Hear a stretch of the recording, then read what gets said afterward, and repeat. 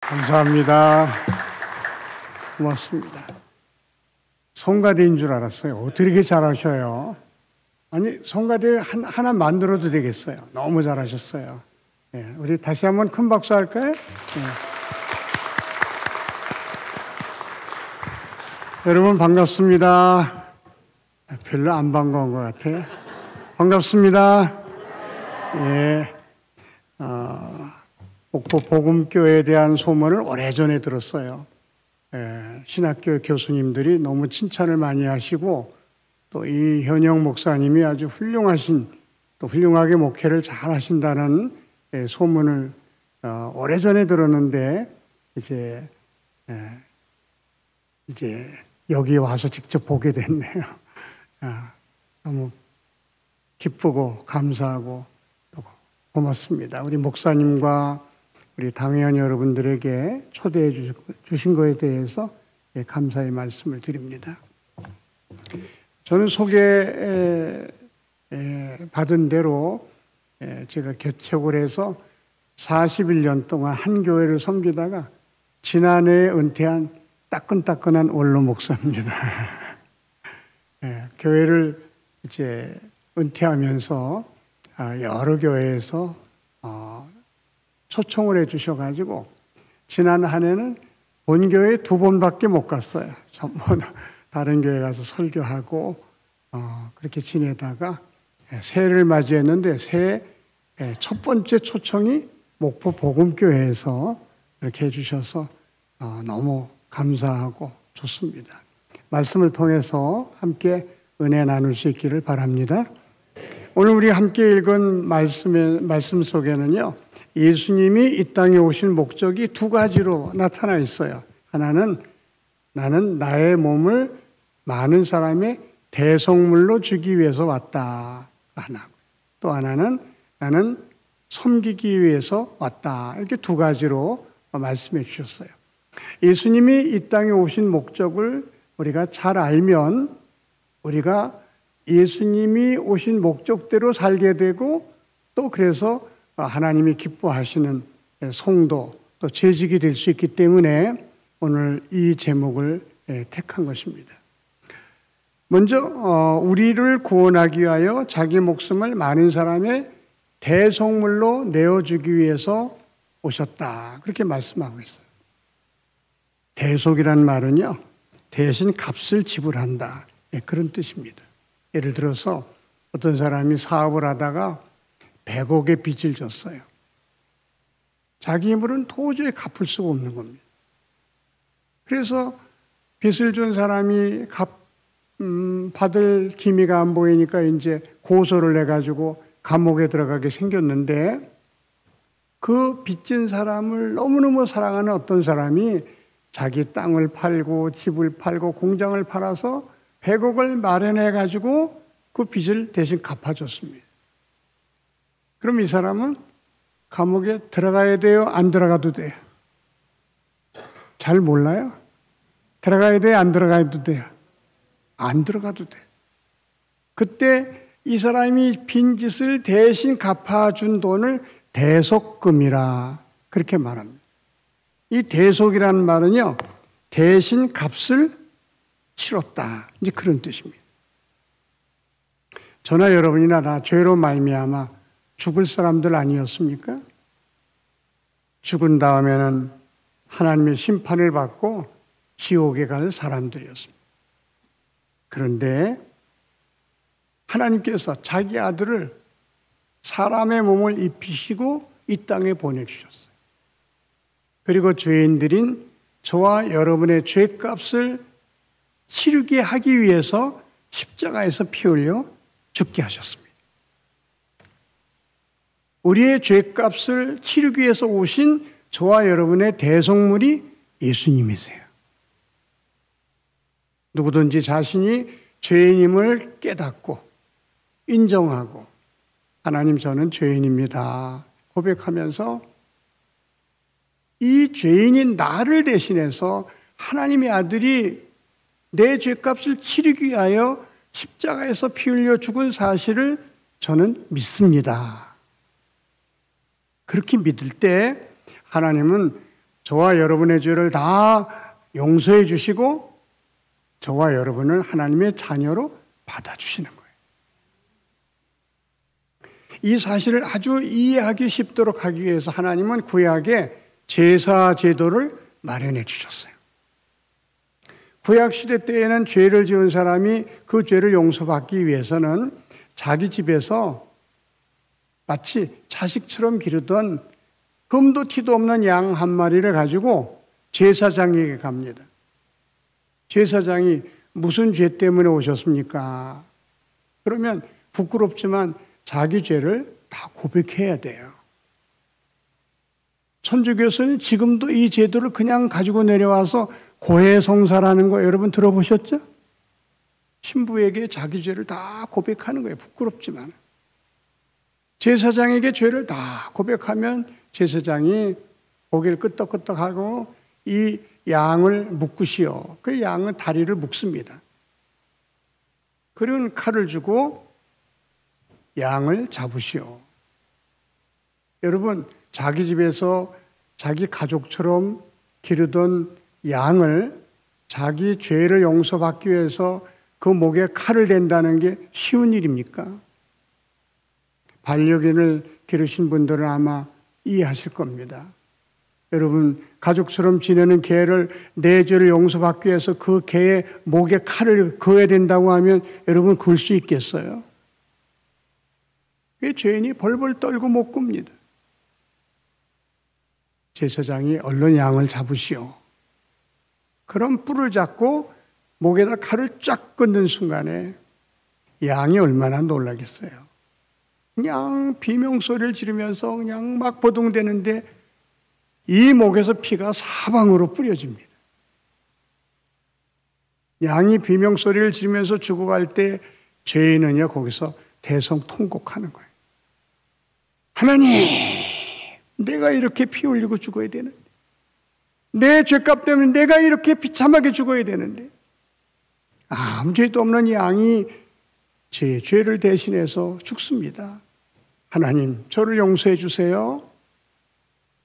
저를 용서해 주세요. 제가 다시는 범죄하지 않게 주시옵소서. 그냥 울면서 통곡하면서 회개하다가 양이 보둥보둥 대다가 숨이 다 끊어지는 거예요. 그러면 제사장이 그 양의 피를 제단에 뿌리면서 내 죄가 사하여 졌느니라. 하나님으로부터 용서받은 것을 선언해 줍니다. 그러면 죄인은 자기가 지은 모든 죄가 용서받았다는 사죄 확신을 가지고 집으로 돌아오는 것이 구약시대 때의 제사 제도였습니다. 예수님이 이 땅에 오셨을 때에 예수님을 공식 석상에 공적으로 처음 본 세례 요한이 이렇게 외칩니다. 보라, 세상 죄를 지고 가는 하나님의 어린 양이로다. 무슨 뜻입니까? 저 예수님은 우리의 죄를 대신해서 피 흘리고 죽어야 할 우리들의 대속물이다 하는 것을 말씀해 주신 거예요. 그러므로 우리가 구원받기 위해서는 먼저 내 자신이 하나님 앞에 죄인임을 깨닫고 인정하고 고백해야 합니다. 그리고 내 죄값을 치르기 위하여 거룩하신 하나님의 아들이 다른 사람이 아닌 바로 나 때문에, 내 죄 때문에 죽었다는 사실을 믿고 그 예수님을 나의 구주로 영접해 드릴 때에 하나님은 우리의 죄를 다 용서하시고 우리를 하나님의 자녀로 삼아주시는 놀라운 은혜를 베풀어 주시는 것입니다. 이미 다 예수님을 믿고 영접한 분들입니다만 우리 가운데 혹 그렇지 못한 분도 계셔요. 오랫동안 교회를 다닌다고 다 구원받는 게 아닙니다. 직분이 있다고 다 구원받는 것도 아니에요. 정말 구원받을 만한 믿음을 가져야 하나님이 그 영혼을 구원해 주시는 겁니다. 대부분 다 구원받으신 분들이겠습니다만 그래도 오늘 이 자리에서 다시 한번 구원을 확인하고 다시 믿음을 고백하는 것은 결코 나쁘지 않습니다. 또 이 가운데서 한 분이라도 구원받지 못한 분이 계시다면 오늘 이 시간을 통해서 구원받는 축복의 시간이 되시기를 바랍니다. 잠깐 눈을 감으시고요. 저를 따라서 기도해 주시기 바랍니다. 하나님 아버지, 저는 죄인입니다. 내 마음대로 살았고 내 욕심 따라 살았습니다. 용서하여 주시옵소서. 하나님의 아들 예수님이 나를 대신하여 십자가에서 피 흘려 죽은 사실을 제가 믿습니다. 그 예수님을 나의 구주로 믿고 영접합니다. 내 안에 들어와 나의 주인이 되어 주십시오. 나를 다스려 주시고 인도하여 주시옵소서. 예수님의 이름으로 기도합니다. 아멘. 눈을 뜨세요. 우리가 진실된 마음으로 하나님 앞에 죄인임을 고백하고 하나님의 아들이 다른 사람이 아닌 바로 나 때문에, 내 죄 때문에 십자가에서 피 흘려 죽으셨다는 사실을 믿고 그 주님을 내 안의 주인으로 영접해 드려야 돼요. 그래서 그분이 내 인생의 주인이 되시고 나는 그분의 다스림을 받으며 살아갈 때 비로소 우리 하나님은 저와 여러분에게 죄 사함을 선언해 주시고 저와 여러분을 하나님의 자녀로 받아주신다는 사실을 믿으시기 바랍니다. 요한복음 1장 12절에는 영접하는 자 곧 그 이름을 믿는 자들에게는 하나님의 권세가 되는 하나님의 자녀가 되는 권세를 주셨으니 그렇게 말씀했습니다. 권세를 주셨다는 말은 시제가 과거예요. 저와 여러분이 예수님을 나의 구주로 믿고 영접하는 순간에 하나님은 이미 우리 죄를 용서하셨고 하나님의 자녀로 받아주셨다는 말씀입니다. 에베소서 2장 8절에는 너희가 그 은혜로 인하여 믿음으로 말미암아 구원을 받았으니 이것은 너에게서 난 것이 아니요 하나님의 선물이라. 은혜로 구원받았다는 말은요, 하나님께 구원을 선물 받았다 그런 뜻입니다. 내가 죄인임을 고백하고 예수님을 믿는 그 순간에 하나님은 저와 여러분에게 구원을 선물로 주신 줄로 믿으시기 바랍니다. 이 구원이 얼마나 어마어마한 축복인지요. 우리 사람이 하나님께 받을 수 있는 은혜 중에 가장 큰 은혜가 구원의 은혜고 인간이 하나님께 받을 수 있는 가장 큰 복이 구원의 은혜인 줄로 믿으시기 바랍니다. 저와 여러분은 이 엄청난 복을 이미 믿음으로 받은 사람들이에요. 한번 따라 보실까요? 나는 믿음으로 구원받았습니다. 다시 한번, 나는 믿음으로 하나님의 자녀가 이미 되었습니다. 그렇게 믿으시기 바랍니다. 이미 하나님의 자녀가 됐어요. 이미 구원받았어요. 얼마나 큰 은혜, 얼마나 큰 복을 받은 사람인지 말로 표현할 수가 없는 것입니다. 저와 여러분이요, 큰 은혜를 받고 큰 복을 이미 받은 사람들이에요. 그런데 때때로 우리는 이 엄청난 은혜, 엄청난 복을 받은 사람답지 않게 감사도 잃어버리고 기쁨도 잃어버리고 행복하지 못한 마음으로 살아갈 때가 얼마나 많은지 몰라요. 왜 그럴까요? 우리가 믿음으로 구원을 받았지만 이 구원을 거저받았기 때문에, 이 구원을 위해서 저와 여러분이 한 일이 아무것도 없기 때문에 이 구원의 가치가 얼마나 큰지를 우리가 때때로 잊어버릴 때가 있다고 하는 것입니다.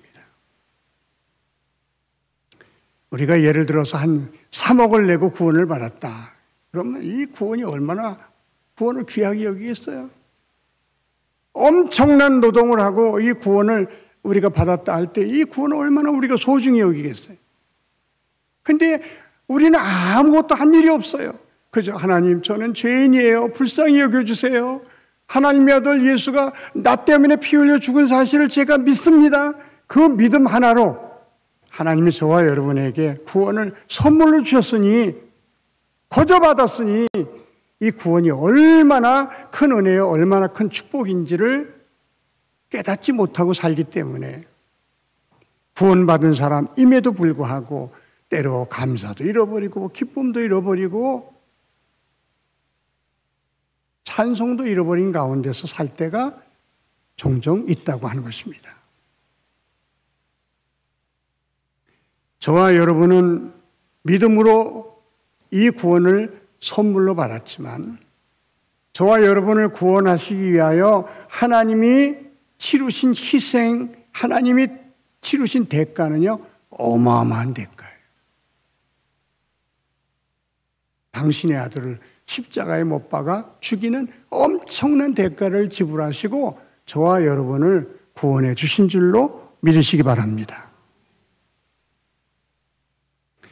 46년 전에 제가 저 김포 대성교회 청년부를 지도하고 있을 때입니다. 청년들을 이끌고 수원 칠보산 기도원으로 수련회를 갔는데 그때 제가 모시고 가신 분이 강사가 윤숙일 선교사님이셨습니다. 윤숙일 선교사님은 서울대학을 졸업하고 총회신학대학원을 졸업한 아주 엘리트였습니다. 그런데 신학교를 졸업하고 선교사로 나가려고 선교사 훈련을 이미 받아놓고 이제 태국으로 이제 떠나기 전에 어떤 교회에서 이렇게 전교인 수련회를 인도해 달라고 강사로 이렇게 초청이 온 것입니다. 그래서 수련회를 인도하려고 준비하고 있는데 그 교회에서 또 전화가 오기를, 선교사님, 이제 가시면 언제 오실지 모르는데 가족들 다 모시고 오세요. 그 물 좋고 경치 좋은 기도원에서 수련을 하는데 여기 오셔서 사모님 아이들하고 쉬시고 목사님은 말씀 전해주시고 그렇게 하면 어떻습니까? 그러니까 아유 고맙습니다. 감사합니다. 그리고 가족을 다 이끌고 수련회 현장으로 갔습니다. 근데 이튿날, 수련회 이튿날 윤숙일 선교사님의 둘째 아들이 물놀이를 하다가 빠져 죽었어요.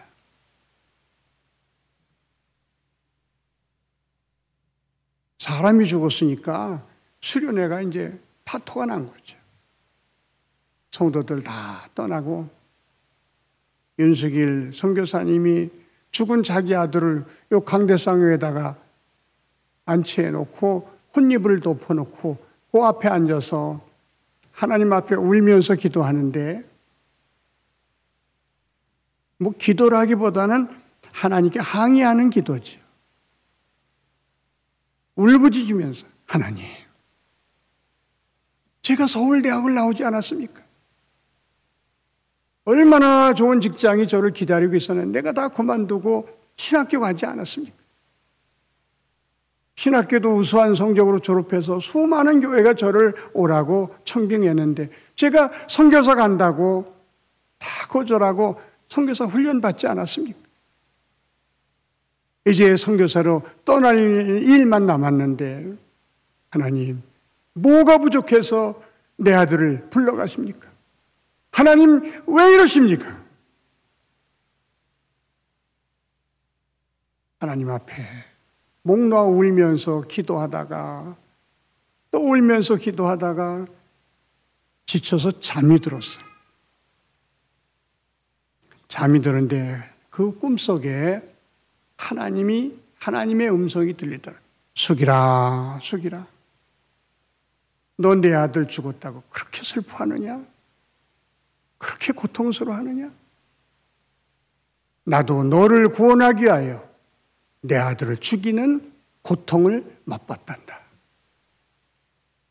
나도 너를 구원하기 위하여 내 아들을 십자가에 못 박는 그 아픔을 맛봤단다. 네가 내 아픔을 짐작이나 했느냐? 내 고통을 네가 짐작이나 했느냐? 깨보니까 꿈이더래. 윤석일 성교사님이 두 주먹을 불끈 쥐면서 하나님, 이제 알았습니다. 제가 하나님의 사랑이 어떤 사랑인지 알지도 못하고 선교사로 나갈 뻔했습니다. 이제 하나님이 나를 구원하기 위하여 얼마나 엄청난 고통을 경험하셨는지 맛보셨는지 제가 잘 알았습니다. 이 하나님의 사랑을 제가 태국에 가서 전하겠습니다. 그 간증을 청년부 수련회 때 해주셨습니다. 사랑하는 성도 여러분, 하나님께서 하나님의 아들을 아무 죄도 없는 그분을 다른 사람이 아닌 나 때문에 내 죄 때문에 십자가에 못 박아 죽이셨다는 사실을 여러분이 믿을 때에 그 하나님의 사랑이 얼마나 엄청난 사랑입니까? 저와 여러분이 얼마나 엄청난 하나님의 사랑을 받은 사람들입니까?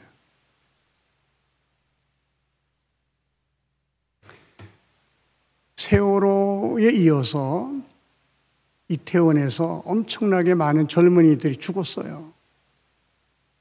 저에게 집사님 아들 하나가 이태원에서 시체로 돌아왔습니다. 그 아이의 엄마는요, 47밖에 안 된 아주 젊은 분이에요. 그 장례식을 제가 인도하는데 얼마나 그냥 몸부림치면서 우시는지, 어떻게 위로할 수가 없고 달랠 수가 없는, 짐승처럼 울부짖는 거예요. 고대 다니는 아이였는데 아르바이트 해가지고 자기 엄마 유럽 여행도 시켜드리고 엄마하고 주말마다 재미있게 지내는 그런 아들이 먼저 하늘나라 갔다는 사실을 접하면서 이 엄마가요, 제정신이 아니에요. 울다가 까무러치고 울다 까무러치고.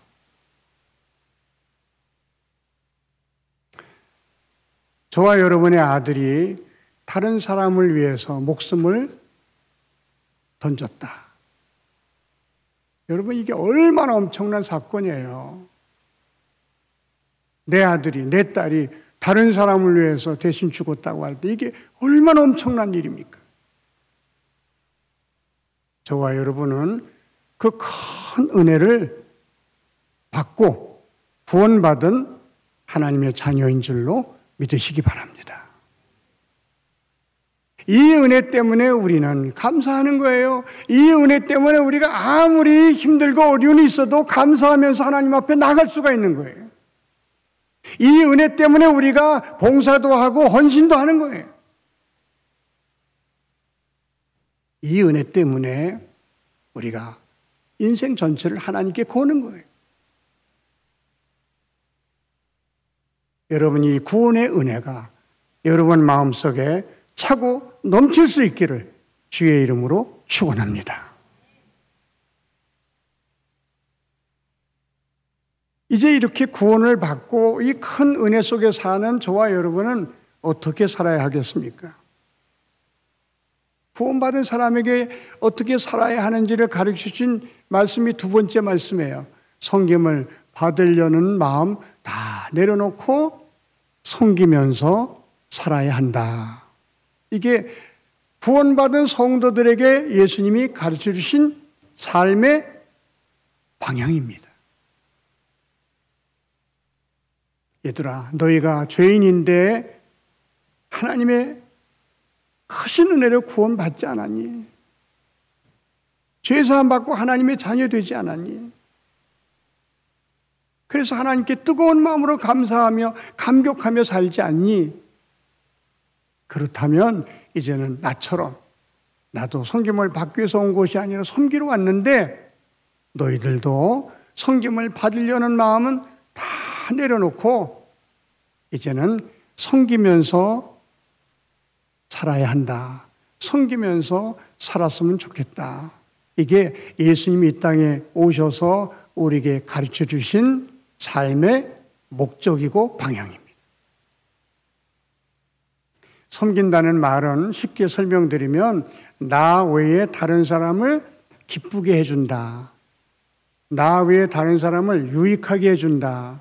나 외에 다른 사람을 행복하게 해준다 하는 모든 말이나 행동을 우리는 섬김이라 그렇게 말합니다. 다시 한번 말씀드려요. 섬긴다는 말은 나 외에 다른 사람 기쁘게 해주고 유익하게 해주고 행복하게 해주는 것을 우리는 섬긴다. 그렇게 말하는 것입니다. 제가 군대를 갔더니요. 군대에서 제일 먼저 가르쳐 주는 게 군인의 기본 자세예요. 군인의 기본 자세는 부동 자세입니다. 부동 자세를 가르쳐 준 다음에 부동 자세가 된 사람에 한해서 제식 훈련도 시키고 그 다음에 사격 훈련도 시키고 차차차차 훈련의 강도가 세지는 것입니다. 군인뿐만 아닙니다. 여러분 축구 선수들도 기본기를 잘 가르쳐요. 기본기가 안 돼 있으면 훌륭한 선수가 될 수 없습니다. 손흥민 선수가 세계적인 선수가 된 가장 중요한 이유는요. 그의 아버지가 다른 아이들 기술 배울 때 자기 아들은 기본기만 가르쳤다는 거예요. 왼발, 오른발 똑같이 사용할 수 있는 기본기를 잘 가르쳐 놓으니까 세계적인 선수가 되었다는 것입니다. 오늘 피아노 치신 분 있습니다만 피아노도 기본기가 안 돼 있는 사람이 좋은 연주자가 될 수 있겠어요? 기본기가 잘 돼 있는 사람은요, 훌륭한 연주자가 될 수 있습니다. 우리 신앙인에게도 기본 자세가 있는 거예요. 신앙인의 기본 자세. 섬기려는 마음, 섬기려는 자세가 우리 신앙인의 기본 자세. 한번 따라해 보실까요? 섬기려는 마음은 성도들의 기본 자세입니다. 이 섬기려는 마음은 구원받은 성도들의 아주 기본 자세. 이 기본이 안 되는 사람이 예를 들어 재직이 됐다. 여러분, 이 섬기려는 기본 자세가 안 된 사람이 목사가 되면 그 어떻게 되겠습니까? 교회를 망치는 목사가 될 수밖에 없는 거예요. 섬기려는 기본 자세가 안 되는 사람이 장로가 되면 어떻게 되겠습니까? 그 교회는 큰 혼란에 빠져요. 섬기려는 기본 자세가 안 돼 있는 사람이 권사가 되고 집사가 되고 안수집사가 되면요, 교회를 싸움터로 만들고 교회를 혼란하게 만들고 죄의 종들의 가슴을 아프게 하는 그런 재직밖에 안 되는 것입니다. 우리는 구원받은 하나님의 자녀들, 구원받은 하나님의 사람들로 우리의 기본 자세는 섬기려는 마음이다. 이 섬기려는 마음을 가지고 재직 생활을 출발하는 저와 여러분이 되시기를 바랍니다. 목사든 장로든 권사든 안수집사든 서리집사든 나는 섬기라고 하나님이 구원해 주신 하나님의 자녀다. 섬기라고 하나님이 이 교회에 세워주신 하나님의 일꾼이다. 이 섬기려는 마음을 잃어버린 사람은요, 기본을 잊어버린 사람이에요. 기본이 안 돼 있는 사람이에요. 그런 사람은 교회의 암적 존재가 될 수밖에 없는 거죠. 그러면 우리가 섬겨야 되는데 섬김의 대상, 누구를 섬겨야 하느냐? 여러분, 섬김은요, 가장 가까운 사람으로부터 시작하는 거예요. 저와 여러분의 가장 가까운 사람이 누굴까요? 가족입니다. 아내, 남편, 부모님, 아이들. 구원받고 하나님께 은혜 받고 제일 먼저 잘 섬겨야 할 대상이 바로 나와 가장 가까운 내 가족임을 잊지 마시기 바랍니다.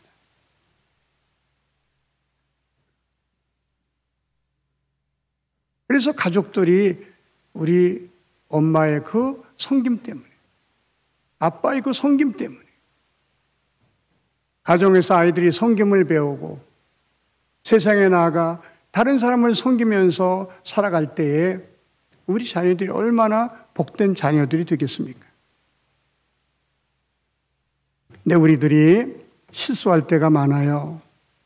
다른 사람한테는 기가 막히게 잘하는데 가족들에게 잘 못하는 성도들이 얼마나 많은지 몰라요. 교회에선 천사인데 집에 오면 너무너무 실망스러운 사람들이 얼마나 많은지 몰라요. 여러분, 여기 꽃꽂이가 되어 있는데 이 꽃의 향기는요, 가까운 사람이 먼저 맡는 거예요. 힘이 남을 때 저 있는 사람도 향기를 맡을 수 있는데 가까운 데서도 향기를 날리지 못하는 꽃이 어떻게 멀리까지 향기를 날릴 수 있겠어요?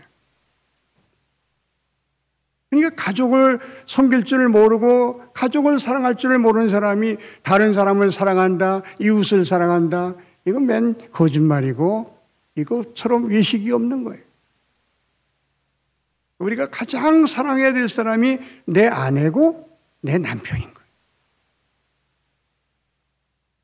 내 남편을 마치 주님처럼, 내 아내를 정말 하나님의 천사처럼 생각하고 사랑하고 섬길 때에 하나님이 그 가정을 축복해 주시고 그 사람에게 복을 주시는 줄로 믿으시기 바랍니다. 성경 디모데전서 5장 8절에 자기 친족, 특히 자기 가족을 돌보지 아니하면 믿음을 배반한 자요 불신자보다 더 악한 자니라. 가족을 잘 돌보지 않는 사람은요 불신자보다 더 악한 자라고 하나님이 말씀하셨어요. 교회에서 훌륭한 봉사자가 되기 전에 가정에서 가족을 잘 섬기는 저와 여러분이 되시기를 주님의 이름으로 축원합니다. 그 다음에 가까운 사람들이 우리 교회 식구들이에요. 교회 식구들은 하나님을 아버지로 모신 한 가족입니다. 한번 따라해 보실까요? 우리는 하나님을 아버지로 모신 한 가족입니다. 저희 교회는 이제 조금 인원이 많아가지고요. 할머니, 할아버지들만 이렇게 따로 목요일 모여서 이제 경로대학이라는 거 합니다. 한 250명 정도 이렇게 모여요. 다 연세가 많으시죠. 그럼 제가 누님들 오셨어요. 권사님들, 누님들 오셨어요. 그럼 얼마나 좋아하는지 몰라요. 아유, 이렇게 형님들 많이 오셨네요. 여러분, 하나님을 아버지로 모셨기 때문에 나이 드신 분은 다 우리 누님이고 형님이고 나이 어린 사람은 내 동생이에요. 우리는 다 주 안에서 한 가족인 줄로 믿으시기 바랍니다. 그러니까 가족끼리 서로 섬기면서 사는 거예요. 우리 하나님께서 내가 너희를 사랑한 것처럼 너희도 서로 사랑하라. 서로 사랑하라는 말은요, 서로 섬기라는 말씀입니다. 그래, 목사님은 성도들을 섬기고, 성도들은 목사님을 섬기고, 우리 장로님들, 권사님들은 우리 성도들을 섬기고, 또 우리 성도들은 장로님, 권사님들을 섬기고, 이렇게 우리 교회 식구들끼리 서로 섬기는 마음을 가지고 상대를 대할 때 이 교회는 작은 천국이 될 줄로 믿습니다. 교회의 모든 직분은요, 명예직이 아니라 봉사직입니다. 이 봉사라는 말하고 섬김이라는 말하고요, 똑같은 뜻이에요. 교회 모든 직분은 다 섬기라고 주신 직분이다. 장로님들은 많은 사람들을 섬기고, 구역장님들은 자기 구역 식구들 섬기고, 하나님이 우리에게 이 직분을 주신 것은 섬기라고 주신 직분이다. 그래서 뭐 장로 됐다, 권사 됐다, 이걸 명예로 알고 이걸 벼슬처럼 아는 그런 사람들이 또 가끔 있어요. 이게 얼마나 잘못된 생각이지 뭘. 더 많이 섬기시라고, 더 많은 사람들을 섬기시라고 하나님이 주신 존귀한 직분임을 기억하시고 서로 섬기면서 살아가는 우리 재직 여러분들 되시기를 주의 이름으로 축원합니다. 근데 세 번째가 우리가 섬겨야 할 대상은요, 이 땅을 사랑하는 아주 지극히 작은 자들입니다. 이 땅에는 우리의 도움 없이는 살아갈 수 없는 인생의 강도 만난 사람들이 많이 있어요. 그들이 우리가 섬겨야 할 섬김의 대상자들입니다.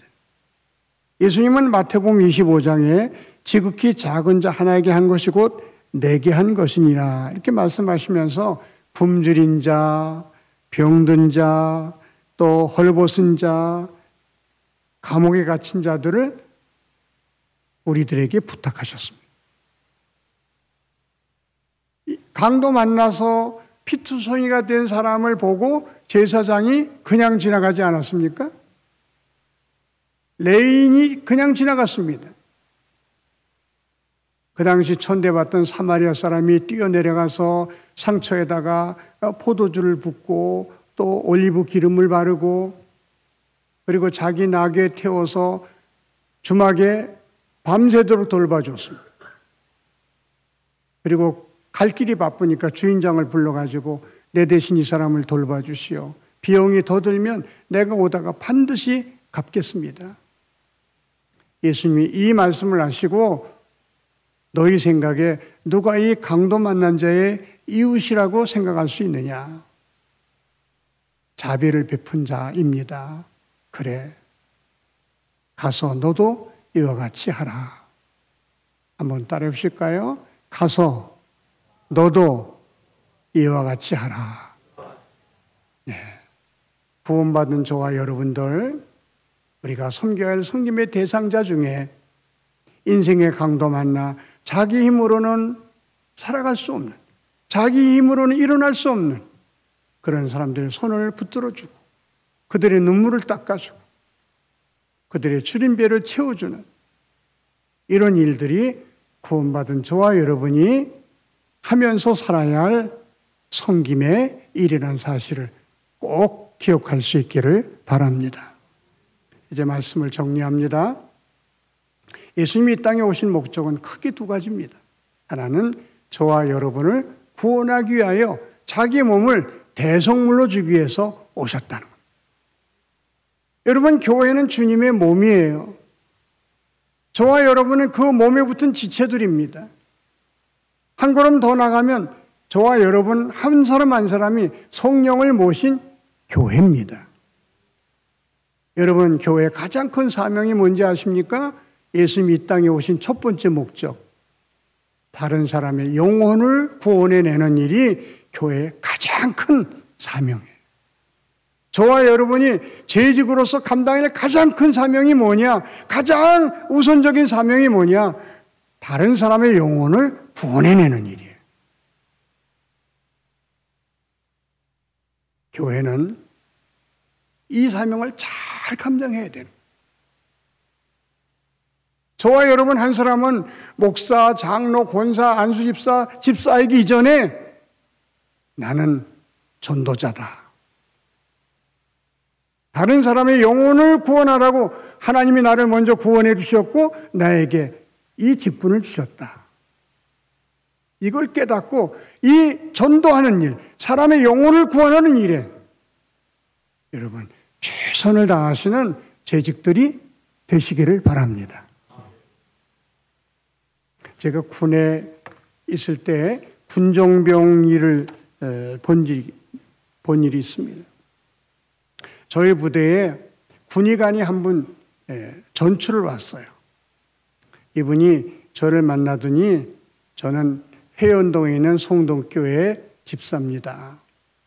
서울의대를 나와서 의사가 돼가지고 나온 군의관입니다. 근데 제 직업은 의사가 아니고 전도하는 일입니다. 저는 그런 말 생전 처음 들어봤어요. 의사가, 제 직업은 의사가 아니고 전도하는 일입니다. 김인권중이라는 분인데 그러더니 정말 군의관으로서 장교들을 열심히 전도하는 거예요. 대대장도 교회 나오게 하고 중대장들 나오게 하고 소대장들 나오게 하고 군인교회가 장교들로 그냥 가득 찼어요. 저는 먼저 제대하고 그분은 저보다 2년 뒤에 또 제대했습니다. 그리고 서로 모르고 살다가 그분이 서울 강북 삼성병원 내과 과장으로 계시다는 소식을 내가 언뜻 듣고요.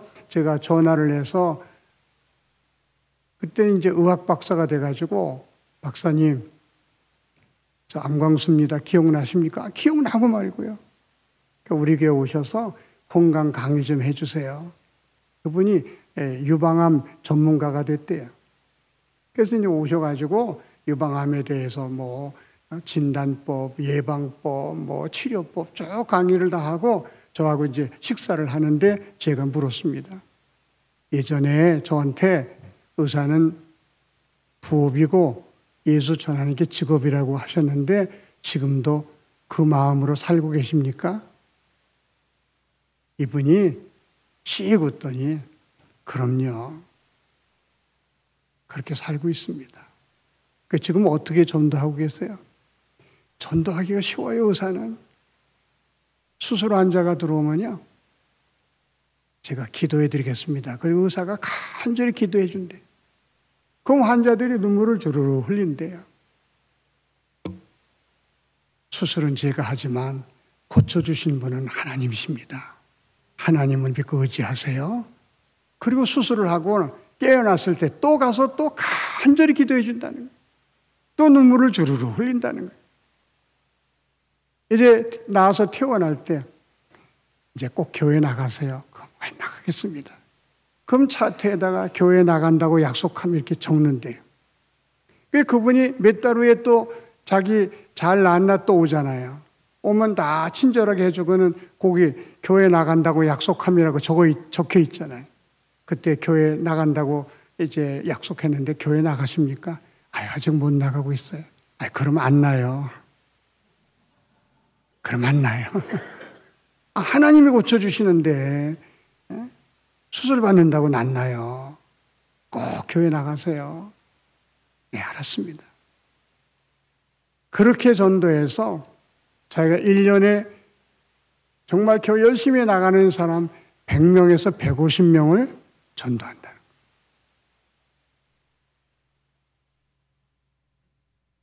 여러분, 직업이 무엇이든지 간에 나는 예수님이 오신 첫 번째 목적, 나는 많은 사람을 구원하기 위하여 내 몸을 대성물로 주기 위해서 왔다.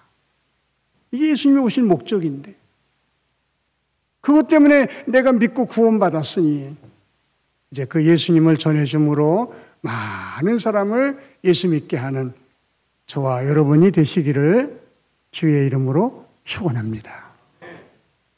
그리고 이제 구원받은 그 기쁨과 그 감격을 가지고 내 가족을 정말 사랑으로 섬기는 우리 한 사람 한 사람들이 될 수 있기를 바랍니다. 오후에 또 말씀드리겠습니다만, 저도 우리 집안에서 처음으로 예수 믿은 사람, 예수 믿고 너무 감격스러워서 우리 어머니에게, 어머니 예수 믿고 구원 받으십시다. 어머니 예수 믿으세요. 그리고 저희 어머니가, 얘야, 난 한글도 모르고 이제 나이가 죽을 나이가 다 됐는데 내가 무슨 교회를 다니냐. 내가 교회 간들 뭐 아무것도 모르는데 뭘 교회를 다니냐. 너나 잘 다녀라. 우리 어머니 소녀 갈키 손이에요. 시골에서 너무 일을 많이 하셔가지고 내가 그 손을 붙들고 그냥 엉엉 울었어요. 엉엉 울면서, 엄마, 이 땅에서 이렇게 고생하시고 돌아가신 다음에 또 지옥 가시면 어떻게 해요? 엄마, 그러면 안 돼요. 엄마 예수 믿어야 돼요. 그러면서 내가 엉엉 울었어요. 저희 어머니가 저를 꼭 끌어안더니, 그래, 알았다. 내가 예수 믿을게. 교회 다닐게.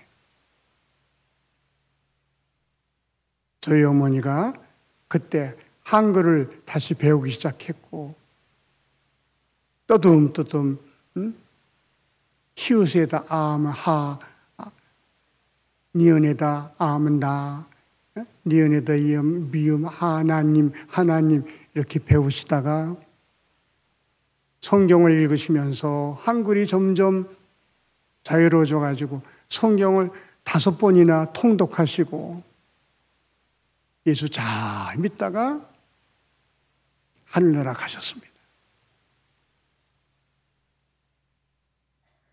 먼저 내 가족을 하나님의 사랑으로, 하나님의 은혜로 잘 섬기는, 그래서 가정천국을 이루는 재직들이 되시기를 바랍니다.